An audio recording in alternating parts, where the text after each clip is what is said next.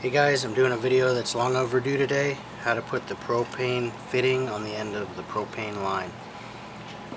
Take the fitting apart. Inside of here is left-hand threads. Those left-hand threads allow it to screw onto the hose counterclockwise. You screw it on until it's on far enough to where it's at the top here. Then you stick some light oil on this,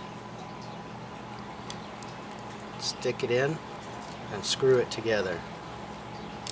Then simply just use regular wrenches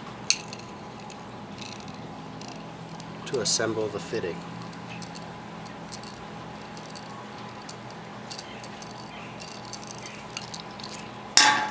And you do that until this is all the way touching here and all the threads are done.